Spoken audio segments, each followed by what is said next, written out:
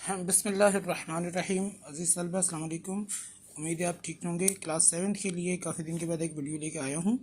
बेटे इसमें हमने चैप्टर नंबर 11 के जो एक्सरसाइज पढ़नी है उनके फार्मूलों को डिस्कस किया जा रहा है।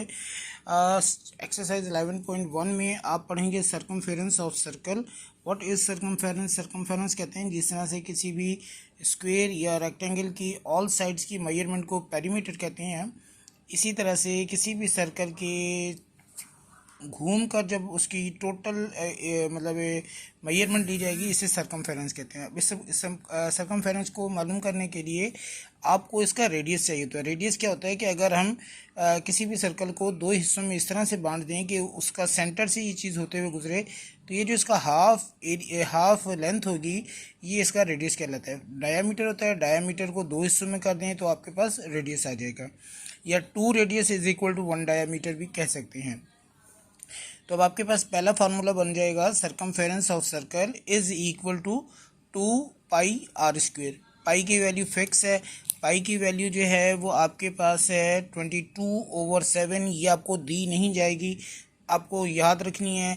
अच्छा, अब आपको रेडियस देगा या डायामीटर देगा तो आपने d/2 करके r मालूम कर लेना है और फिर इसको सॉल्व कर लेना है।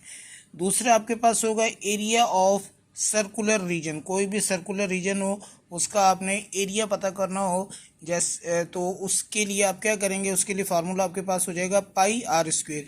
2 नहीं होगा इसमें, सिर्फ पाई आर स्क्वेयर।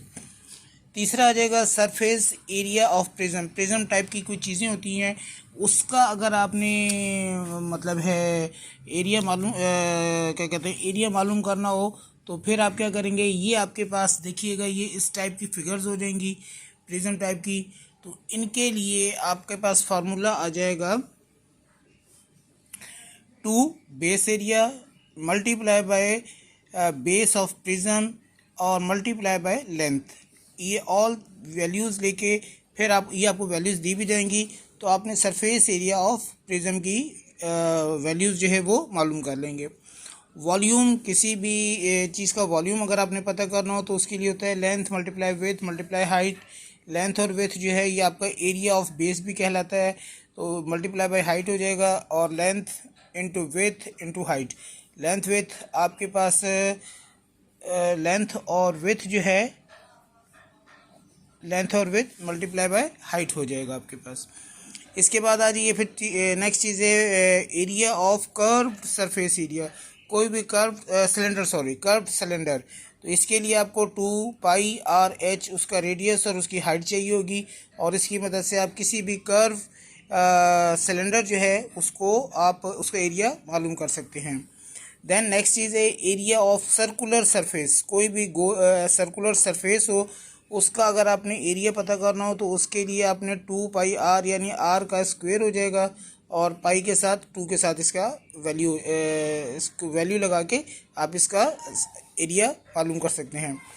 नेक्स्ट आ जाएगा total surface area. Total surface area के लिए आप क्या करेंगे कि आपने सिलेंडर का एरिया सरफेस एरिया लेना है और क्या कहते हैं सर्कुलर सरफेस को लेना है और इन दोनों को आपने ऐड कर देना है, तो ये फिर आपके पास टोटल सरफेस एरिया आ जाएगा। लास्ट आ रहता है वॉल्यूम ऑफ सिलेंडर। किसी भी सिलेंडर को, जैसे कोई बॉटल होती है पानी की और या फिर ये गैस के हमारे सिलेंडर्स होते हैं, तो इनका अगर आपने वॉल्यूम करना हो कि भाई इसमें कितनी चीज़ आ सकती है। ज़्यादातर ये जैसे हमारे मिल्क के डब्बे होते हैं, हम लिक्विड चीज़ के लिए ही बात करेंगे, तो वॉल्यूम मिल्क के डब्बे हो गए, पानी की बॉटल्स हो गई, इनका वॉल्यूम मालूम करने के लिए कि इसके अंदर कितनी क्वांटिटी आ सकेगी उसके लिए आपको क्या करना पड़ेगा कि रेडियस और हाइट की ज़रूरत होगी। पाई आर स्क्वेयर एच करेंगे तो आपके पास किसी भी चीज़ किसी भी सिलेंडर टाइप की जो चीज़ है उसके टोटल वॉल्यूम का मालूम हो सकेगा। तो बेटा ये 11वां चैप्टर है, इसके लिए पहले आप फार्मूले ज़रा सा देख लीजिए, इनको अच्छे तरीके से याद कर लीजिए, फिर डेटे के मुताबिक आपने इन फार्मूलों को सही जगह पे पुट करना है। ठीक है, NBF की किताब क्लास 7 और आपके पास 7th की ये मैथ का 11वां चैप्टर है। इसे देखिए और इसे अच्छे तरीके से याद कर लीजिए। अस्सलाम वालेकुम।